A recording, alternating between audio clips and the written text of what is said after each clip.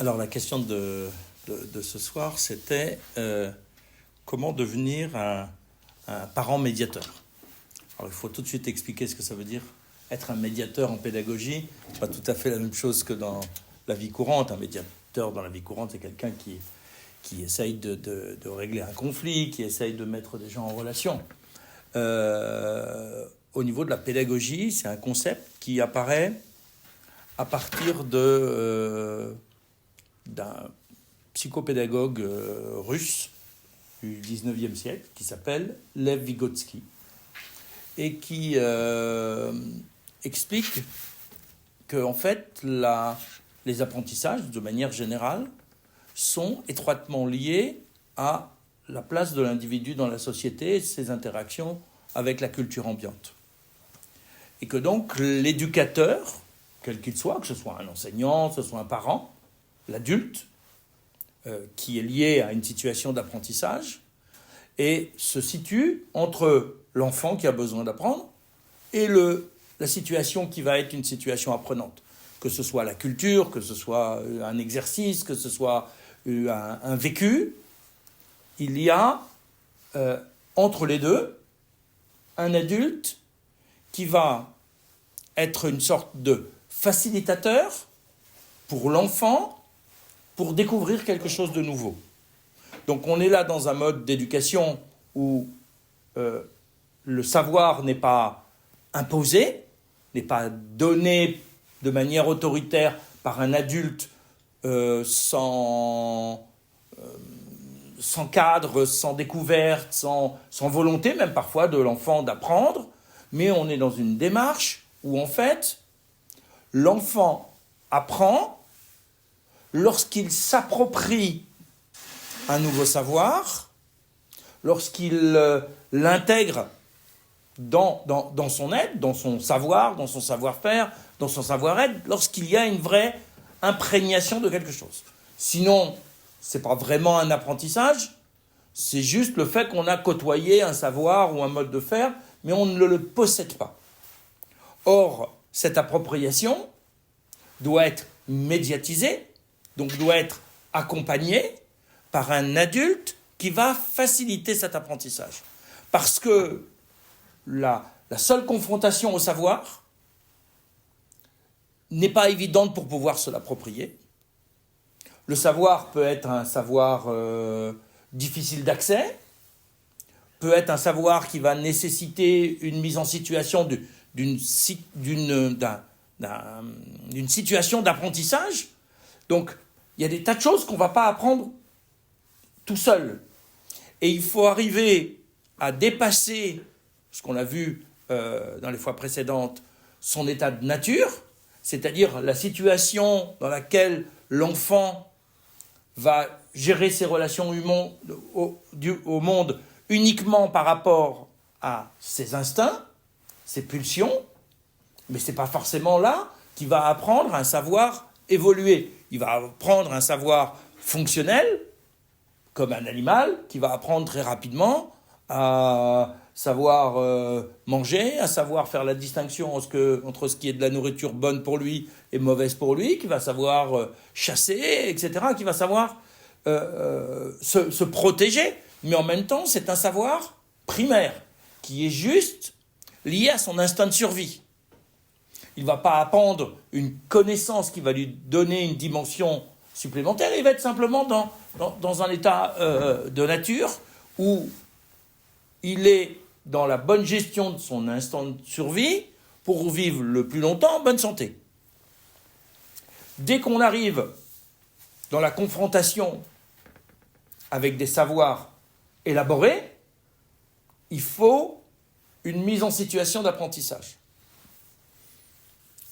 pour faciliter les choses et pour permettre l'approfondissement de ce savoir élaboré. On le voit dans les animaux supérieurs, un singe, il va pouvoir apprendre un bâton pour attraper quelque chose qui est un peu distant de sa main. Donc, il va faire des apprentissages. Mais là, bien souvent, il va apprendre en observant, en ayant déjà vu un autre faire de la même façon.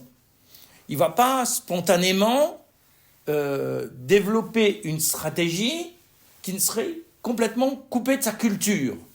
Il vient d'une culture, donc même s'il ne l'a jamais fait, il n'est pas un nouveau-né, il a un bagage culturel de la vie animale et il va pouvoir essayer de trouver une manière pour prolonger son bras, pour faire quelque chose. Dès qu'on arrive dans des savoirs un peu plus élaborés, on a tous besoin, à un moment donné, d'un médiateur, donc d'un facilitateur vers ces apprentissages. Lev Vygotsky va développer plusieurs concepts, mais notamment deux qui sont encore très importants aujourd'hui. Le premier concept, c'est ce qu'on appelle la zone proximale de développement. On apprend avec des choses qui sont proches de nous. On ne va pas tout de suite apprendre quelque chose qui nous est loin, on va avoir des difficultés. Par contre, une connaissance qui est proche des connaissances que l'on a, on va pouvoir élargir, comme des cercles concentriques qui se développent et qui s'éloignent progressivement. Vous jetez un caillou dans l'eau, ça vous fait des cercles concentriques. Donc c'est progressivement qu'il élargit son univers. Et il remarque que l'enfant, au départ, apprend avec son parent le plus proche, celui qui est en permanence, ensuite avec le deuxième parent, ensuite avec son environnement, il va découvrir sa chambre, sa maison, mais il n'est pas encore en mesure de comprendre ce qui va se trouver ailleurs. Donc c'est un apprentissage qui se fait par vagues successives en élargissant progressivement son champ de connaissances. Donc au niveau pédagogique, au niveau éducatif, pour permettre à un enfant d'apprendre, il faut tenir compte de sa zone proximale de développement. Si on lui demande d'apprendre quelque chose qui est trop loin, il va être en échec. Donc on va y aller progressivement, ce qu'on fait à l'école aujourd'hui. On commence à apprendre la numération, on commence à apprendre des additions, parce qu'une chose plus une autre, c'est encore proche de son environnement. On ne commence pas tout de suite par la multiplication ou par la racine carrée. C'est trop loin d'une connaissance immédiate du monde. Compter les bonbons, il va savoir faire rapidement. Mais faire une racine carrée d'un nombre abstrait, c'est très loin dans sa zone de compréhension. Donc, on y va progressivement et on élargit.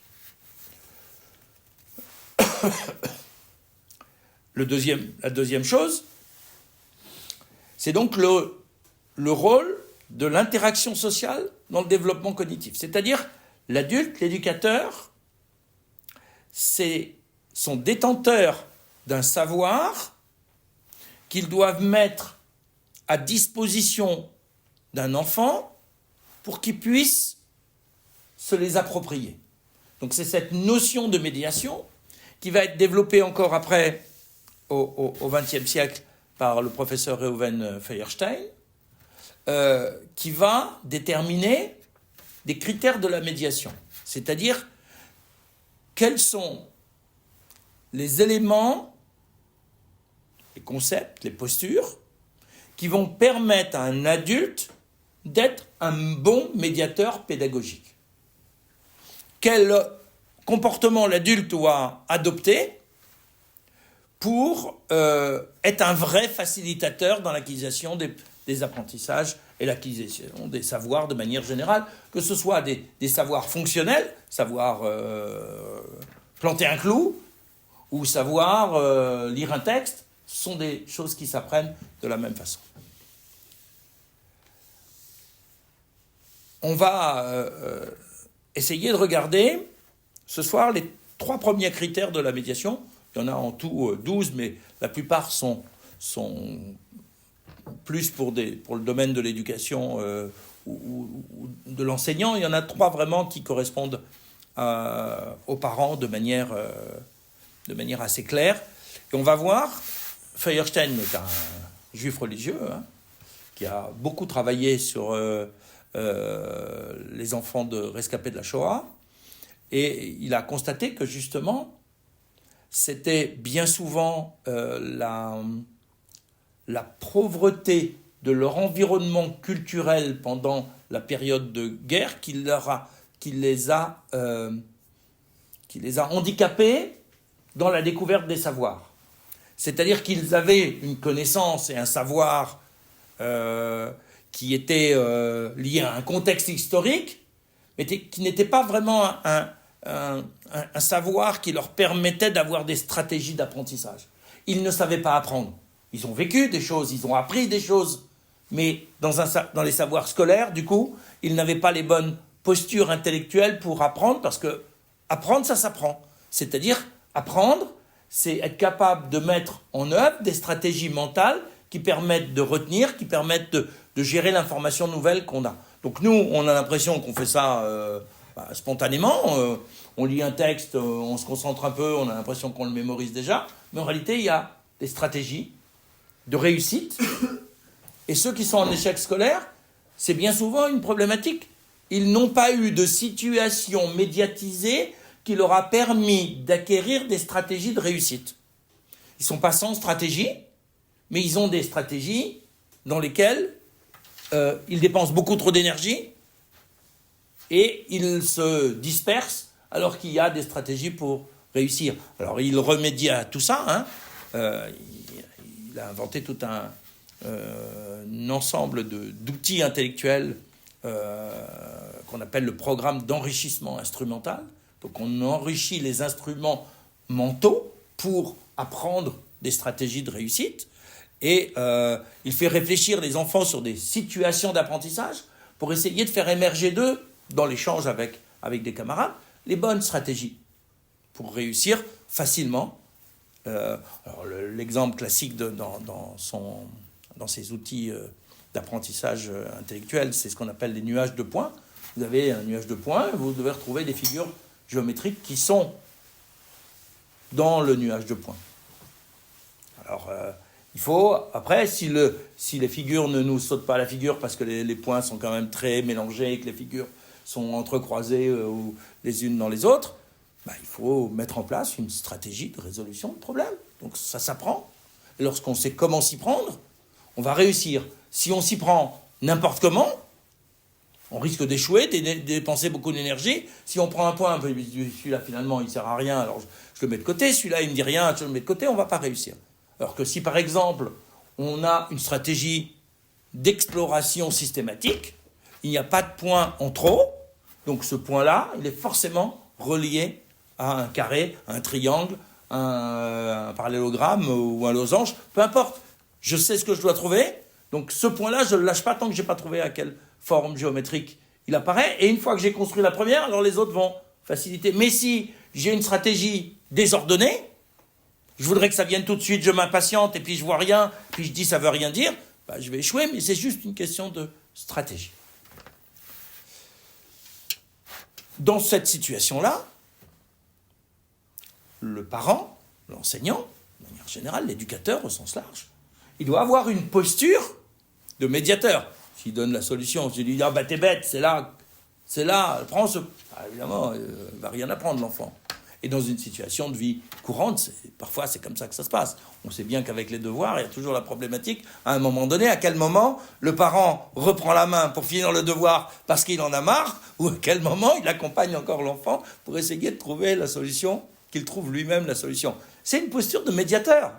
À un moment donné, je l'aide à reprendre la règle d'un raisonnement pour essayer de trouver la solution, et puis à un moment donné, je brûle toutes les étapes et je fais le devoir à sa place. Et je suis plus médiateur, je suis opérateur, mais j'ai raté. L'apprentissage, il ne s'est pas fait. Les trois premiers paramètres sont intentionnalité et réciprocité, signification et transcendance. Et une fois que je vais les avoir présentés les uns après les autres, on va aussi transposer par rapport au texte biblique. On va voir qu'il y a des situations bibliques qui correspondent exactement à ça. Et que d'une certaine façon, le bon Dieu utilise, pas dans sa manière stratégique, mais les mises en situation qu'il nous propose correspondent à ces critères de médiation formulés par Feuerstein, mais qui, en réalité, pourraient être élargis largement. Premier concept, intentionnalité et réciprocité.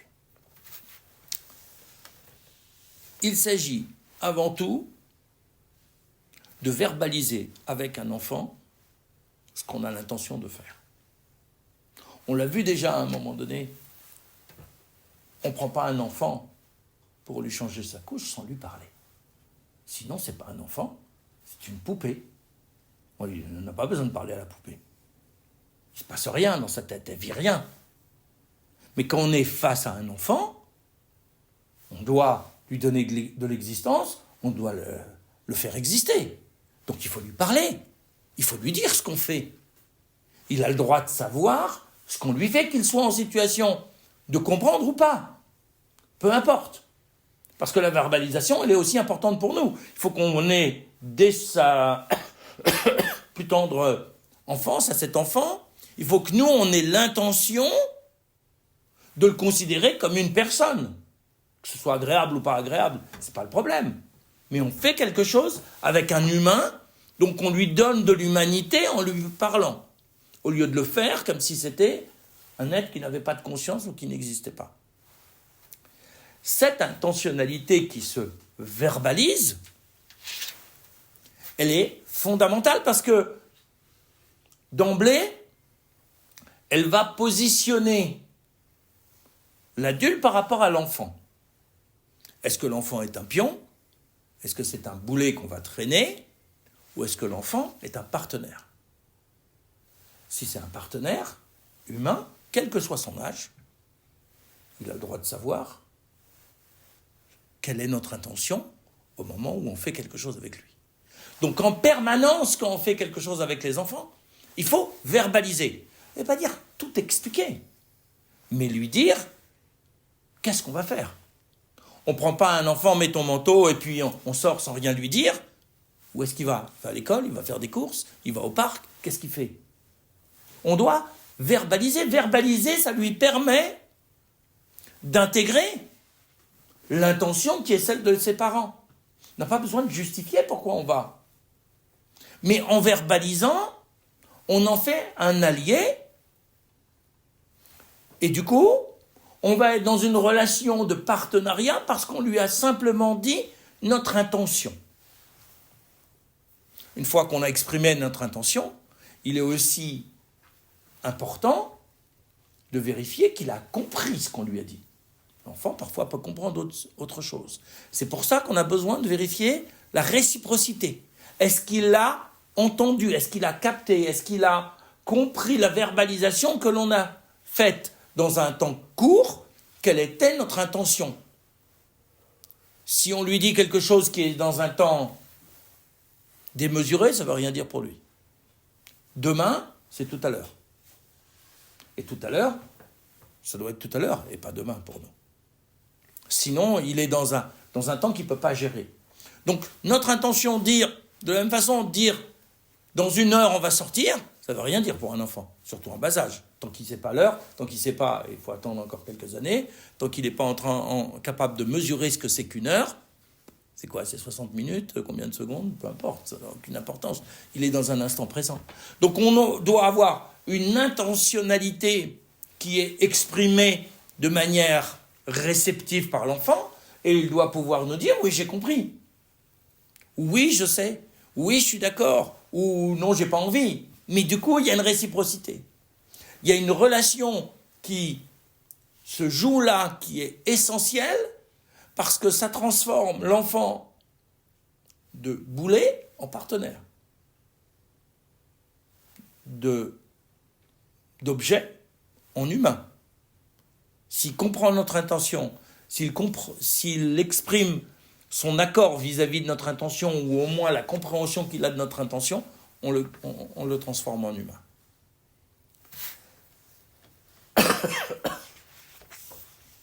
Ça ne veut pas dire qu'il faut tout expliquer. Dire son intention, ce n'est pas forcément dire la raison de notre intention. Parce qu'on n'est pas en train de, surtout avec des enfants en bas âge, on n'a pas besoin de leur expliquer pourquoi on va aller faire des courses. On a besoin de faire des courses, on va faire des courses, donc on le prend avec nous, on va sortir, on va faire des courses, on va faire ceci et cela, on va prendre la voiture, on va y aller à pied. Il a besoin de le savoir. Parce que lui, il va intégrer chaque moment, il va créer des attentes par rapport à tout ça. On va y aller à pied, on va y aller dans une poussette, on va y aller comment? On va aller dans un supermarché ou on va aller dans un petit magasin d'à côté? Ou on va se promener? On va où? Nous, on ne supporterait pas de ne pas savoir où quelqu'un nous emmène. Mais en fait, dans plein d'endroits, plein de situations, on fait subir ça aux enfants, simplement en oubliant de leur dire. Même pas une mauvaise intention. On néglige de leur dire parce qu'on pense, un, que c'est pas important pour eux, deux, qu'on va devoir expliquer tout par le menu. Mais non. On met son manteau pour aller acheter une bouteille de lait dans le magasin en bas de la maison. C'est tout. Il n'a pas besoin d'en savoir plus. Pourquoi on va acheter une bouteille de lait? Parce qu'on n'en a plus. Pas important pour eux. Il a besoin de savoir ce qu'on fait, pas pourquoi on le fait à ce moment-là. C'est-à-dire pour répondre à quel besoin. On ne va pas non plus négocier. Il ne s'agit pas de négocier. Il ne s'agit pas de lui dire, voilà, je vais faire une course, est-ce que tu veux venir avec moi? Mais si on est tout seul, on ne va pas le laisser seul. Donc si la négociation, c'est juste une manipulation pour le faire croire qu'il va donner son accord, mais alors qu'en fait, il ne peut pas donner son accord parce qu'on ne peut pas le laisser seul, parce qu'il a 5 ans, qu'on ne va pas fermer la porte, le laissant seul, pour aller chercher une bouteille de lait, alors qu'on ne sait pas quand est-ce qu'on va revenir, parce que tout peut se passer dans la vie. Donc on n'a pas besoin de négocier. Informer, exprimer une intention, c'est dire ce qu'on va faire dans l'instant qui va suivre avec lui. C'est une information qu'on donne. Et si vous regardez bien, dans le texte biblique, Akadosh Baruch Hu fait la même chose avec nous. Alors sur un temps souvent plus long, il va annoncer à Noach qu'il va y avoir un déluge. Il lui dit même de faire une arche. Il lui dit vaguement pourquoi, mais sans rentrer dans les détails. Mais il en fait un partenaire. Il lui dit, je vais envoyer un déluge. Comment ça va se passer dans les détails? Personne ne le sait, et Noach ne pose même pas la question. Mais au moins, il sait qu'il doit faire quelque chose pour participer à cet événement-là. Mieux que ça. Lorsque Akadosh Baruch Hu annonce à Abraham qu'il va détruire Sodome et Gomorrhe. On est au chapitre 18 de la Genèse, versets 17 et 19. Que dit Akadosh Baruch Hu au départ? Vais-je cacher à Abraham ce que je veux faire? Abraham ne doit-il pas devenir une nation grande et puissante et une cause de bénédiction pour toutes les nations de la terre? Donc d'emblée, Dieu, il dit, j'ai une intention. Je dois exprimer à mon partenaire, Abraham, mon intention. Si je l'ai distingué, c'est pour qu'il enseigne à ses fils et à sa maison, après lui d'observer la voie d'Akadosh Baruch Hu, en pratiquant la tzedaka et le mishpat, afin que l'Éternel accomplisse sur Abraham ce qu'il a déclaré à son égard. Il y a une intention, détruire Sodome et Gomorrhe. Akadosh Baruch Hu, à cet endroit-là, n'explique pas pourquoi. On comprend ailleurs. Mais à ce moment-là, au moment où il exprime à Abraham Avinu, il ne dit pas pourquoi il va détruire Sodome et Gomorrhe. Il laisse une information à Abraham. Je vais détruire Sodome et Gomorrhe. Abraham ne négocie pas, en réalité. Il n'y a pas de négociation possible avec Akadosh Baruch Hu. Akadosh Baruch Hu ne va pas changer d'avis. Il ne plaide pas. Il essaye de comprendre quelle est la logique. Quels sont les contours de l'intention d'Akadosh Baruch Hu? Comment tu as jugé? Est-ce que tu as jugé en considérant le nombre de justes qu'il y a dans chaque ville? S'il y a 10 tzadikim par ville, alors tu vas sauver 5 villes. Donc s'il n'y en a pas 10, tu vas sauver 4 villes. S'il y en a 40, s'il y en a 30, tu vas sauver 3 villes. Et s'il y a moins de 10 justes dans une ville, tu vas sauver les justes, tu vas sauver la ville. Il demande, il interpelle Akadosh Baruch Hu pour comprendre. À un moment donné, d'ailleurs, il s'arrête de plaider. Ou plus exactement, il s'arrête de poser des questions. il a compris qu'Akadosh Baruch Hu, il a défini un seuil. Quand il y a 10 tzadikim dans une ville, alors il y a de l'espoir pour cette ville, parce que ces 10 tzadikim constituent une entité forte, un noyau dur qui peut encore faire changer la ville. Mais s'il n'y a pas ces 10 tzadikim, alors il n'y a pas assez de force pour faire changer la ville, elle fera pas teshuva. Donc le seuil, il est là. Il a besoin de comprendre. Pourquoi ? Parce qu'il est partenaire. Que nous dit Rashi à propos de Abraham ? Qu'est-ce que ça veut dire, Abraham, père d'une multitude de nations ? Rashi continue. Je vais détruire les enfants sans en faire part au père qui est mon ami, sur le verset 17. C'est-à-dire, Abraham est le père de l'ensemble des nations, donc aussi de Sodome et Gomorrhe, pas juste le père des Juifs. Père, non pas de manière génétique, de manière spirituelle, puisque là, le père, c'est celui qui est source de bénédiction. Abraham Avinu, il aura la capacité de bénir les autres. Donc, il est face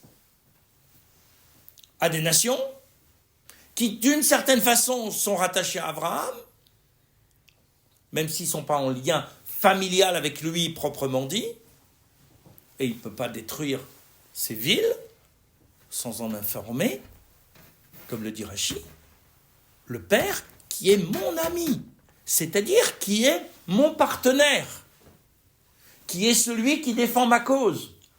Et Abraham a besoin de comprendre comment Akadosh Baruch Hu procède pour pouvoir le défendre.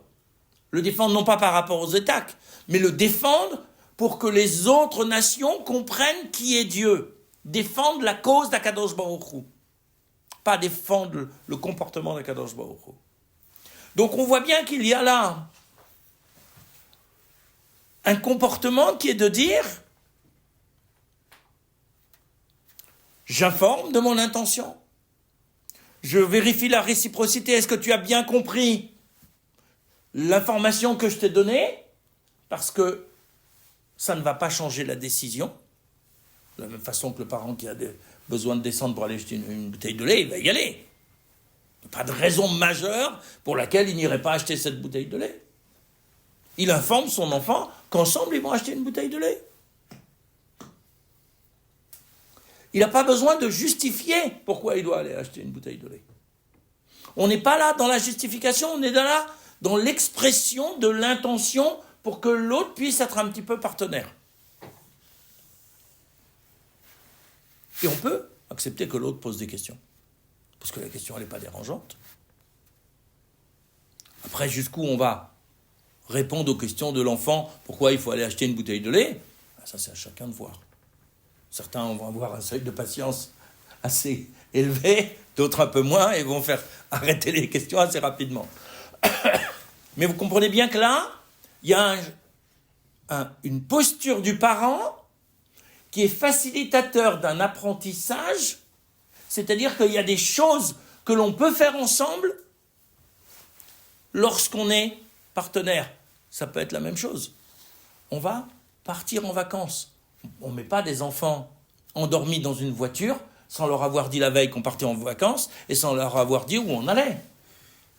Ce n'est pas des poupées. C'est des humains. Donc on leur parle. On n'est pas obligé, en fonction de l'âge, on ne choisit pas forcément avec ses enfants la destination. Quand ils sont grands, on peut dialoguer, choisir ensemble. Mais c'est des adolescents, c'est presque des adultes. Donc on a envie de se faire plaisir à tous, donc on va choisir ensemble. Mais quand c'est des enfants en bas âge, on leur dit, on part en vacances, on va partir demain matin de bonne heure, vous serez encore endormis, on vous mettra dans la voiture, il n'y a pas de souci, vous allez vous réveiller tranquillement dans la voiture.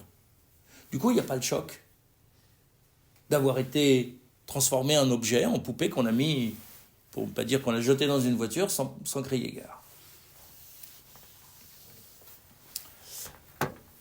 Le deuxième critère, c'est celui de signification. Juste sur le premier, avant de passer au deuxième. Oui, bien sûr. Un petit mot sur la Hakeda, je pense que c'est un moment important. Où on ne dit pas forcément ce qu'il va faire, en tout cas il est très très approximatif. Alors que Yitzhak a compris ce qui se jouait. Oui. Mais ici, il le dit, quand Yitzhak l'interroge sur l'agneau. Oui, l'agneau qui... Oui, qu'on va sacrifier, il lui dit. Kadosh Baruch Hu pourvoira, mon fils. Non, ils sont en train de monter. Avant, ils sont partis ensemble. Parce que, et probablement qu'il lui a dit qu'ils partaient ensemble vers le mont Moria, c'est-à-dire l'endroit que Kadosh Baruch Hu a défini. Au moment où il monte, il lui dit clairement, soit c'est un agneau, soit c'est toi mon fils qui va être l'agneau. Et l'autre accepte, ils continuent à marcher ensemble. Il ne s'est pas débattu, il a 37 ans, il aurait pu se révolter. Yitzhak, il n'est pas jeune. On est vraiment dans une relation père-fils. Donc Oui, mais l'information, elle est donnée. Comme je dis, tout n'est pas à justifier. Il n'est pas en train d'expliquer à son fils pourquoi il va le sacrifier. D'ailleurs, non plus, il n'a pas demandé pourquoi il devait sacrifier son fils. Oui, parce qu'il est dans une relation de confiance au père. Il donne une intention, on donne une information. Il y a une intention. Après, il va falloir arriver au deuxième critère qui va être celui de signification. Qu'est-ce que ça veut dire ça ? Mais c'est vrai. Alors après, on peut choisir le moment où on le dit. Quand je parlais du voyage, on n'est pas obligé, la veille, de décrire à son enfant qui a 5 ans, alors demain matin, on va partir à 3 heures. On va arriver à 9 heures, on va faire une pause pour le petit déjeuner. Après, on va encore rouler, on va faire une pause pour le déjeuner. Après, parce que ça, c'est peut-être un peu trop long pour un enfant de 5 ans. 10 ans, ça peut l'intéresser. Plus, encore plus. Mais il faut doser l'information de manière à ce que l'autre puisse gérer cette information. Dans la Hakeda, l'un des tests, c'est est-ce que le fils est suffisamment capable de faire confiance à son père comme le père est capable de faire confiance à Dieu. Donc il ne faut pas donner l'information tout de suite. Même si on sait bien, d'après le Midrash, qu'il y a eu plein d'épreuves sur les 3 jours dans le chemin ou avant d'arriver. Mais en même temps, on n'est pas obligé de tout donner au départ. Il y a des choses qui se donnent au fur et à mesure. Mais en même temps, il lui dit avant de monter. Il n'a pas pris son fils comme ça, je te prends en surprise, il arrive en haut, il n'y a pas d'agneau, donc c'est toi mon fils, donc je t'attache. L'autre, il ne s'est pas débattu. Il avait accepté sur lui que si c'était la décision d'Akadosh Baruch Hu, qu'il faisait entièrement confiance à son père. Il ne faut pas qu'aujourd'hui les pères essayent, hein. C'est plus d'actualité, puisque justement c'est démontrer l'antisacrifice, hein. C'est la démonstration de l'antisacrifice, ce qu'il ne faut pas faire. Mais il y a vraiment cette intention qui est exprimée tout au long. Et c'est ça qui est important. La signification, là aussi, c'est expliciter la justification de notre intention. Ce n'est pas dire la cause première, parce que parfois on ne la connaît pas complètement, c'est pas verbalisé. Mais de dire, on reprend notre exemple de lait, il n'y a plus de lait, on aura besoin de lait pour le petit déjeuner de demain matin, viens, on descend, on va. Ça a une signification. C'est pas, est-ce que on a oublié de commander le lait, donc il n'y en a plus, ta mère a mal fait la commande, donc du coup on est en panne de lait, c'est pas, ah là là là là là, j'ai pas vu, je me suis pas aperçu qu'il y avait plus de lait, personne m'a rien dit, pourquoi vous avez bu tout le lait? Tout ça, ça n'a aucun intérêt. Ça nous a le problème. Dire, il n'y a plus de lait, c'est un constat, on va l'en acheter parce qu'on en a besoin pour demain matin. Ça fera assez. Voilà. Et donc, la signification même de mon action, c'est son objectif. Je fais une action parce que j'ai un objectif qui est clair et je vais affirmer mon choix en disant pourquoi je fais les choses. Mais pourquoi je fais la chose, non pas pour quelle raison je la fais, mais pour quel objectif je la fais. Dans quelle perspective je vais faire. On n'est plus simplement l'information sur ce que je vais faire, mais en quoi ce que je fais est signifiant. Je t'interdis de jouer avec la prise parce que c'est dangereux, ça suffit, c'est une signification. Dangereux, ça suffit. J'ai pas besoin de lui apprendre le courant électrique et le cycle du courant électrique qui peut être dangereux, etc. J'ai pas besoin de rentrer là-dedans. C'est dangereux, c'est une signification. Ça donne du sens. De la même façon, le soir de Pessah, on a des éléments inhabituels sur la table du Seder, on leur donne du sens. On a cette matzah, c'est le pain de misère. On a ce maror, c'est les herbes amères qui rappellent une période. On a cet os, ça rappelle le Corban Pessah, etc. Les objets, les gestes, les intentions ont du sens. Ça permet de sortir de l'impression de l'arbitraire ou de l'injustice. Quand je ne dis pas quel est l'objectif de ce que je suis en train de faire, on a l'impression que le père a une toca, ça lui est venu, il a eu cette idée dans la tête, il a décidé à l'instant qu'il fallait aller acheter une bouteille de lait, mais on n'en a pas besoin. Parce que je dis, mais pourquoi tu veux que j'aille avec toi acheter une bouteille de lait? Je m'en fiche, on ne prend pas de lait au petit déjeuner le matin. C'est juste un coup de folie. Tu as vu qu'il n'y avait pas de bouteille de lait, tu ne bois pas de lait au petit déjeuner, mais tu as décidé d'aller acheter une bouteille de lait, ça ne sert à rien. Il faut montrer que nos actions, elles ont du sens, elles servent à quelque chose. Elles sont signifiantes.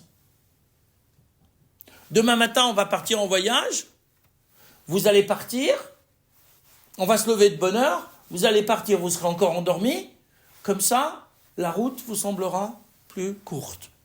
Ça a du sens. C'est pas juste, je vais louper le départ de la maison. Non, la journée va être longue, on va faire 6 ou 7 heures de route, comme ça, les premières heures, vous dormirez, vous serez tranquille. Vous ne verrez même pas la route défiler. Vous n'allez pas vous ennuyer. Au contraire, vous allez continuer à vous dormir, à vous reposer tranquillement. Ça a du sens. Ce qu'on fait a du sens, il faut le verbaliser. Parce que si on n'en a pas conscience, et si on n'est pas capable de le verbaliser, alors ça devient problématique. Ça veut dire qu'on ne sait pas pourquoi on fait les choses. Or, si on le sait, pourquoi on ne partage pas? Pourquoi on reste sur du non-dit, sur du silence? Pourquoi? Pour ne pas avoir de questions? Pour avoir la paix? Mais c'est pas une procédure d'éducation. L'enfant, il apprend en posant des questions. Alors, peut-être pas sempiternel. Peut-être l'arrêter de temps en temps. Peut-être pas passer des heures et des heures à poser des questions. Même si ce serait une bonne chose. On a le droit de se lasser aussi. Mais en même temps, il apprend en comprenant. Parce qu'on est un modèle pour lui. Et probablement, quand il va grandir, il va lui-même partir en vacances avec ses propres enfants, il va se dire, si je tiens le coup le matin et que je suis bien réveillé, je vais peut-être partir, peut-être pas à minuit, mais peut-être à 5 heures du matin, ils sont encore endormis, on les met tranquillement dans la voiture avec une couverture, et puis on roule. Ils sont tranquilles, moi aussi je suis tranquille pour rouler. Mais ça a du sens. Pourquoi les priver de ce sens? Parce que quand on commence sur des choses simple, à priver les enfants de sens, on le fait aussi sur des choses compliquées. Parce qu'on n'a pas l'habitude d'expliciter nos intentions et les raisons de nos choix. Or, il n'y a rien de pire que le silence parental, il n'y a rien de pire que l'absence de sens dans ce qu'on fait. Pourquoi? Parce qu'on bascule dans le magique. Les mitzvot, c'est la même chose. Les mitzvot, elles sont signifiantes, elles ne sont pas magiques. C'est pas parce que je fais ça qu'il va m'arriver ça. On n'est pas dans un tour de prestidigitation. Je fais parce que je fais un choix, parce que pour moi c'est important, parce que c'est signifiant, parce que je sais ce que je fais au moment où je le fais, pas dans tous les détails. Je n'ai pas forcément compris tout de l'intention d'Akadosh Baruch Hu vis-à-vis de moi quand je fais telle ou telle chose. Il ne faut pas attendre d'avoir tout compris pour faire. On fait par confiance, et puis après parce qu'on met du sens, parce que pour nous c'est important.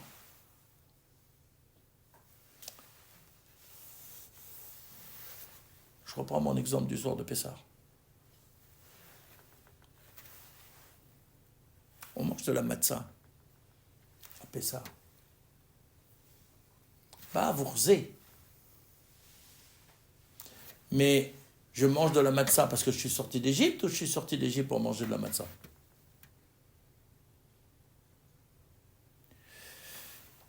Si je suis sorti d'Égypte pour manger de la matzah, ça paraît bizarre. Mais pourtant, ça a beaucoup de sens. Et si je mange de la matzah parce que je suis sorti d'Égypte, alors c'est juste une commémoration. Mais ça ne change rien à ma vie. Ah, on est sorti d'Égypte il y a 35 siècles. Alors le rachat, il peut dire, c'est quoi cet avoda que tu nous saoules avec ça? 3500 ans qu'on est sorti d'Égypte et il faut encore s'en souvenir, encore une commémoration, comme si dans l'histoire, les commémorations elles vivaient aussi longtemps. Non. On est sorti d'Égypte pour être capable de le manger de la matzah le soir de Pessah, parce que sinon, on ne saurait pas qu'on est encore avec une obligation de sortir d'Égypte. On croirait qu'on est vraiment sorti d'Égypte alors qu'on n'a pas fini de sortir d'Égypte. Parce que la confrontation avec l'idolâtrie, la confrontation avec les mœurs perverties, avec le meurtre, elle n'a pas cessé. On est encore en train de sortir d'Égypte. Alors on a besoin de manger de la matzah à Pessah.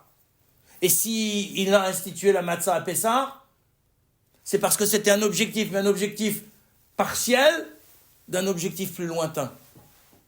Mais le fait de manger de la matzah à Pessah, c'était l'objectif d'Akadosh Baruch Hu, dans ces conditions-là. Pourquoi on n'a pas laissé le pain levé? C'était si urgent que ça. On est resté 210 ans en Égypte. On ne peut pas attendre 2 heures pour que la pâte élève, on la cuit et puis on sort. C'est quoi cette précipitation? On a besoin de cette précipitation. Parce que le message de la précipitation, il va être là. Ça veut dire qu'en permanence, on est confronté à ces 3 dérives essentielles du juif et de tout homme. L'idolâtrie, les mœurs perverties et le meurtre. Et on n'arrête pas de continuer à batailler contre ça. On arrêtera lorsque le Mashiach sera venu. Parce que le problème sera résolu. Mais en réalité, quand on nous dit qu'on doit considérer chaque soir de Pessah comme si on était nous en train de sortir d'Égypte, c'est vrai. On est dans une sortie d'Égypte continuée. Elle ne s'est pas arrêtée. Donc ça a du sens ce qu'on fait. C'est pour ça qu'on dit au rachat, mais si toi tu t'étais posté dans cette posture-là, de te dire 35 siècles après, finalement ça n'a plus de sens, c'est dépassé, tu ne serais pas sorti d'Égypte. Parce que tu es sorti d'Égypte pour pouvoir faire le Seder de Pessah maintenant. C'est parce que tu fais le Seder de Pessah que tu justifies ta sortie d'Égypte. Parce que dans le Seder, dans les mitzvot, dans ce que l'on fait, on construit un sens qui nous construit ici et maintenant et qui construit notre existence. Donc dire à un enfant ce que l'on fait a du sens. C'est essentiel. Même si c'est un sens secondaire. Même si on est en train de jouer avec eux. Parce que le jeu, c'est un moment affectif. Ça a du sens. On crée une relation affective avec eux. C'est pas une perte de temps. C'est une création d'une relation humaine. Ça a du sens aussi. Donc, tout ce qu'on fait a du sens. Simplement, il faut le faire ressortir. Parce que pour l'enfant, c'est sur ce sens-là qu'il construit son identité. Si je lui dis rien, il construit son identité sur du sable. C'est instable, il ne sait pas où il est. Ce qu'il fait n'a pas de sens. Ce qu'il a vu ses ancêtres faire n'ont pas de sens. Sa mère, elle allume les bougies de Shabbat, mais ça n'a pas de sens. Puisque personne ne lui a dit que ça avait du sens. Alors pourquoi il va continuer? Puisque ça n'a pas de sens. Donc, donner du sens à ce qu'on fait, c'est quelque chose d'essentiel dans une transmission, dans un apprentissage, dans la construction de son identité. Le troisième critère, c'est la transcendance. C'est quoi la transcendance dans ce cas-là? C'est de considérer que les apprentissages qu'on est en train de faire dépassent le besoin immédiat de l'activité présente, parce que l'objectif final est beaucoup plus loin. Il y a un objectif opérationnel, immédiat, et il y a un objectif final. Et cet objectif final, il peut être important, moins important. Reprenons l'exemple du départ en vacances. On lui a dit dans notre intention, demain on part en vacances. On lui a dit pourquoi on allait partir de bonne heure, etc. Mais tout ça, l'objectif, c'est d'arriver à un endroit. L'objectif final, intermédiaire, c'est d'arriver, on part pour Nice. Parce qu'il y a du soleil, parce qu'on va être au bord de la mer, parce qu'on va se détendre, parce qu'on va passer des bons moments ensemble et qu'on va revenir après à la maison, encore plus unis, heureux, d'avoir eu des activités de détente ensemble et peut-être aussi des activités culturelles, parce qu'on sera allé voir le musée Chagall, ou tout ce que vous voulez. Donc, il y a un but opérationnel. Demain, on prend la voiture. Mais l'objectif opérationnel, c'est pas l'objectif final. L'objectif final des vacances, c'est d'avoir un moment de vie agréable ensemble, d'avoir des activités ensemble, alors que toute l'année, les parents sont au travail, les enfants sont à l'école, on se croise le week-end, encore Shabbat ça va, mais les dimanches pour faire les devoirs, c'est pas vraiment génial, c'est pas vraiment un moment de franche entente cordiale dans la famille. C'est plutôt des moments de tension, mais ça en fait partie aussi. Mais pourquoi on a ces vacances-là? Alors après, ça dépend de l'âge. Mais c'est aussi parce que c'est là que la famille va se souder. Parce qu'on va avoir des expériences riches entre parents et enfants. Parce que c'est là la vraie construction de l'unité familiale qui va nous permettre, quand vous serez grands encore, d'être en bonne entente. Donc après, on tient compte de l'âge de l'enfant. On ne va pas lui dire, quand il a 5 ans, l'objectif de lorsqu'il aura 35 ans. Il ne comprendrait pas. C'est beaucoup trop loin pour lui. Mais on peut lui dire un objectif sympathique. On va partir le matin parce qu'on va aller à la plage. Nice, ce n'était pas le bon exemple. On va aller à Cannes, à côté, c'est mieux. Parce qu'on va faire un château de sable ensemble. Avec des galets de Nice, ça ne marche pas. Bon, on va aller faire des châteaux de sable en France. Ça lui donne un objectif.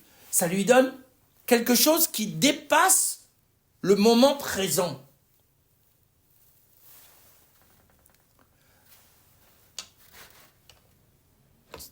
Dans la Torah, on a exactement la même chose.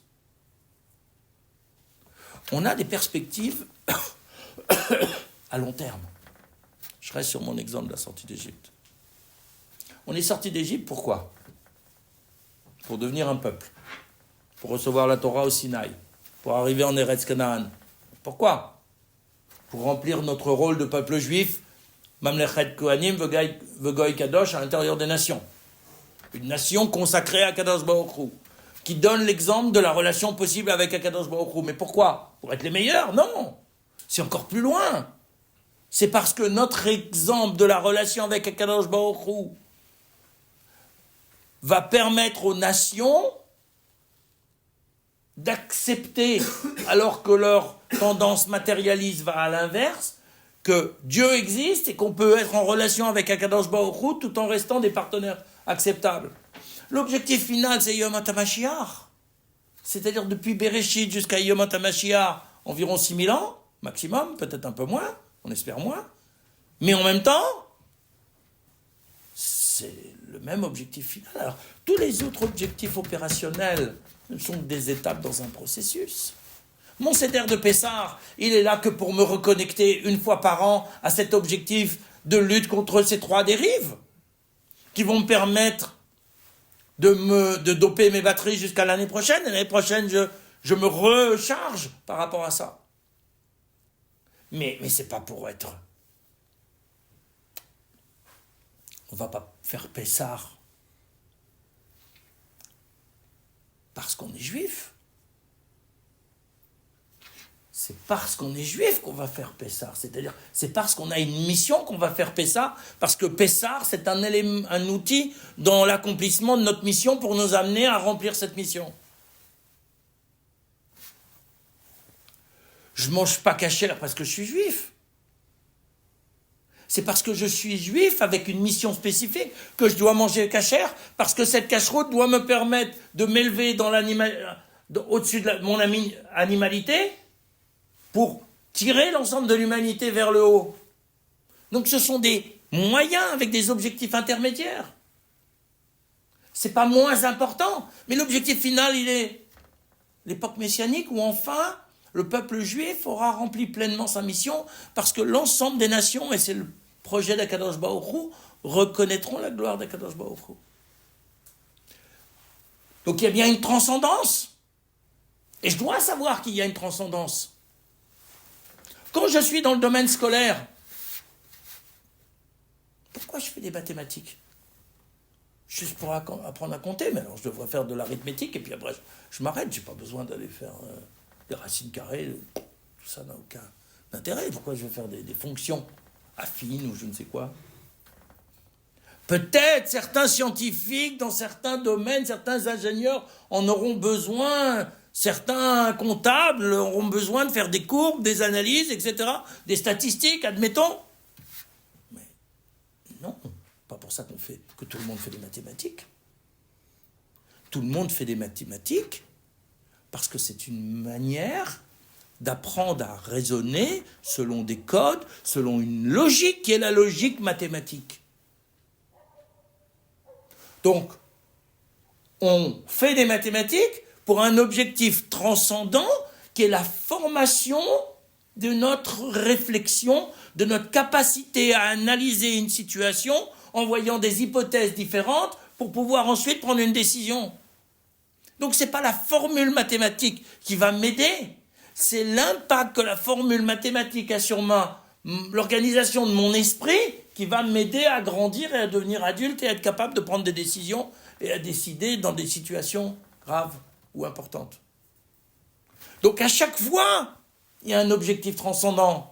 Alors évidemment, on utilise parfois des objectifs intermédiaires.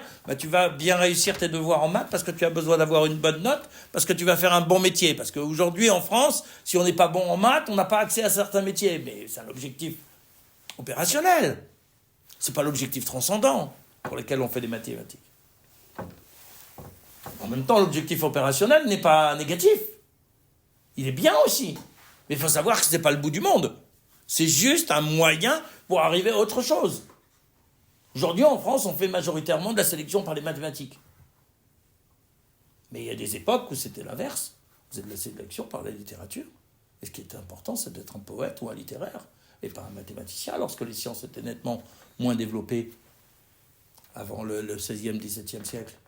C'était les lettres qui étaient importantes. Au Moyen-Âge, dans les universités en France, les lettres et la maîtrise des langues était plus importante que la maîtrise des mathématiques. Donc ça dépend de l'époque. Mais c'est de dire qu'il y a derrière chaque chose un objectif transcendant.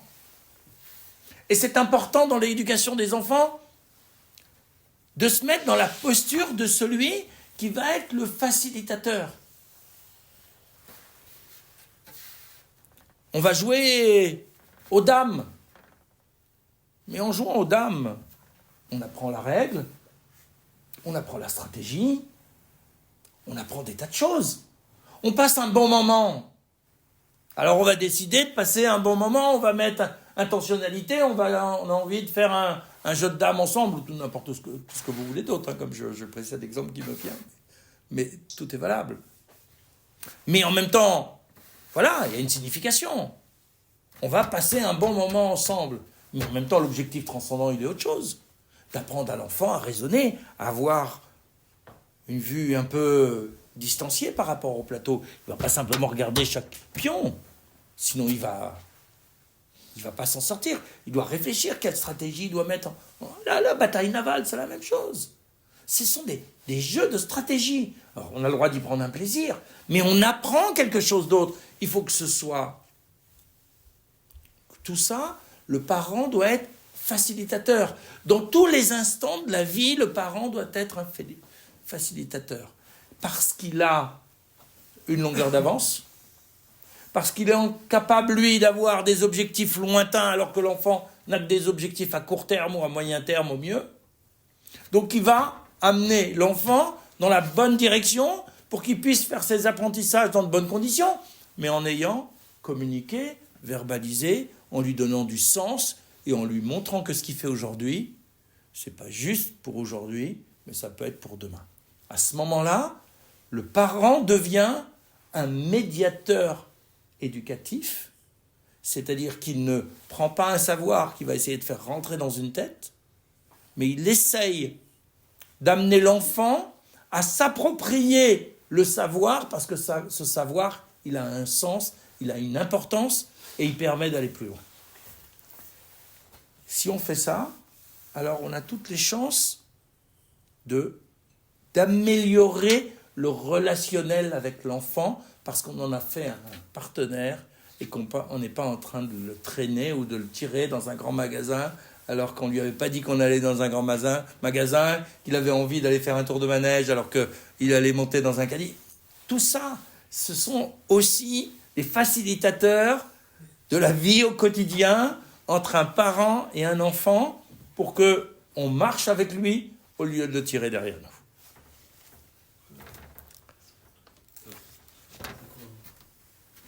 Question.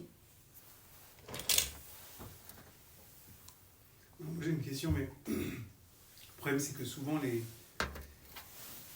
trucs à court terme, ils sont parfois moins intéressants pour l'enfant qu'à long terme.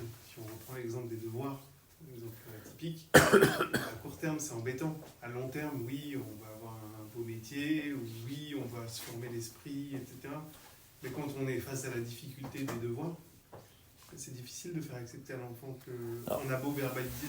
En fait, ça, c'est un partenariat qui est un peu subi, parfois. Oui, en partie.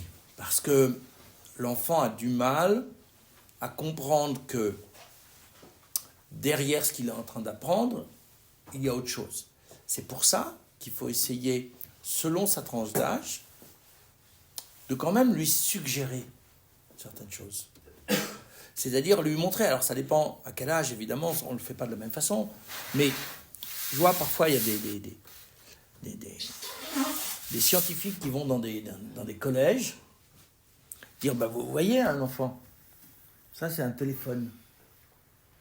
En fait, ce téléphone, demain vous serez capable de le fabriquer. Mais pour ça, vous avez besoin de connaître un certain nombre de clés. Parce que vous aurez demain, vous serez vous les concepteurs du prochain téléphone, l'iPhone 50 du futur. Mais vous avez besoin des clés. Ces clés, vous êtes en train de les acquérir. Avant de construire une maison, on est obligé d'apprendre à gâcher du mortier. On est obligé d'apprendre à tailler les briques, à faire des choses. Donc, il y a des activités extérieures, mais vous devez savoir que demain, c'est peut-être ça. Vous allez faire. Donc, il faut essayer de montrer, pour chaque chose, qu'il y a peut-être quelque chose qui va lui faire plaisir. Il est avec une PlayStation, mais peut-être demain, ce sera lui le concepteur de la PlayStation du futur. Simplement, aujourd'hui, il a besoin d'acquérir, comme ceux qui l'ont fabriqué, un certain nombre de connaissances qui vont lui permettre un jour d'avoir la liberté de le faire. Donc, il faut essayer de projeter dans des choses qui lui font plaisir. Parce que sinon, il y a toujours des choses qui font moins plaisir. Parce qu'il y a des choses, des matières qu'on aime et des matières qu'on aime moins. En même temps, c'est un système. Aujourd'hui, on sait que si on n'a pas le bac, on a un éventail de métiers très, très limité. Donc, il faut comprendre qu'il y a des objectifs à moyen terme, des objectifs à court terme. On peut aussi utiliser des récompenses. Ce n'est pas interdit d'utiliser des récompenses comme étant des éléments d'encouragement, parce qu'on se fixe des objectifs. Mais c'est la même chose. Une instite en CP, ça ne sert pas à grand-chose qu'elles disent aux enfants, d'ici Pessard, vous saurez tous lire. Parce que Pessard, c'est où? Qu'elles le disent aux parents, c'est une chose. Les parents sont capables de se projeter. Mais de dire, dans la semaine qu'on a, on va faire ça aujourd'hui, ça demain, et puis je vais revenir. Oui, parce que c'est un objectif à court terme. Donc il faut les motiver sur des choses qui sont à leur portée. Dire à un enfant de 10 ans, si tu travailles bien à l'école, tu pourras choisir ton métier, c'est un peu loin, il a 10 ans.